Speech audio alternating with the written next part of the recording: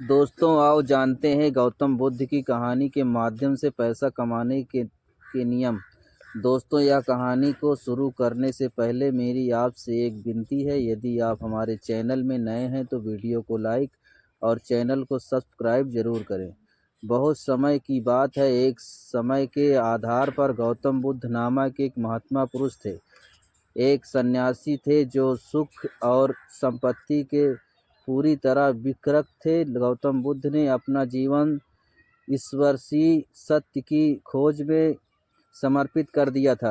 एक दिन गौतम बुद्ध ने एक युवक को अपने पास बुलाया जो बहुत धनी और समृद्ध था। युवक ने पूछा, गुरुदेव, अपनी आर्थिक स्थिति में खुशी बनना चाहता हूँ, कृपया मुझे ऐसी एक युक्ति बताएं जिससे मैं ज़्यादा पैसा कमा सकूं। गौतम बुद्ध मुस्कुराए और युवक के पास एक मगरमच्छ को बुलाने को कहा।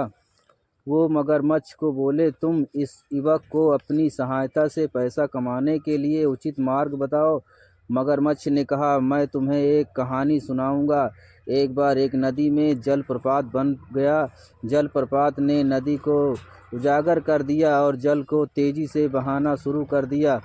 लोग नदी के किनारे खड़े हो गए और देखने लगे कि जल के साथ साथ लाखों रुपए भी नदी से बह रहे हैं।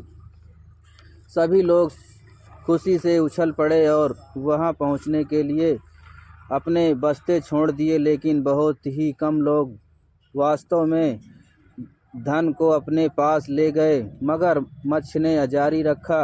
वहां पर उस धन को ले जाने के लिए अधिकांश लोगों को नदी में गिर जाना पड़ता था और उन्हें फिर भी बहुत ही कम हिस्सा मिलता था।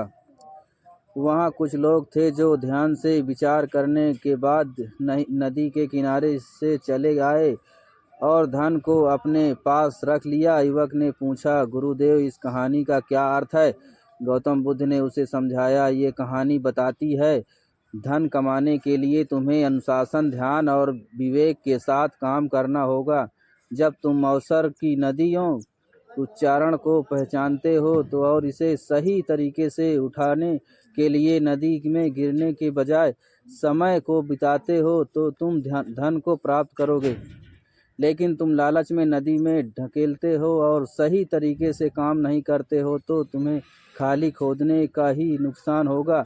युवक ने गौतम बुद्ध की बातों को समझा और सोचा, धन कमाने के लिए सही तरीके से काम करना होगा, आर्थिक बाल विद्या का ध्यान रखना होगा और स्वार्थ के चक्कर में न पड़ना होगा। उसे धन कमाने के लिए सत्य, ईमानदारी और मेहनत को अपनाया और सब सक्सेसफुल हो गया। धीरे धीरे उसकी आर्थिक स्थिति मजबूत हो गई। उसने अपने लक्ष्य को प्राप्त कर लिया। दोस्तों, आज की यह इस कहानी आपको पसंद आई हो तो कमेंट बॉक्स में नमो बुद्धाय ज़रूर लिखें और उसके साथ ही इस कहानी को अपने दोस्तों के साथ शेयर करना ना भूलें। अगर सही वीडियो लगी हो अच्छी तो हमारे चैनल को लाइक और चैनल को सब्सक्राइब ज़रूर करें।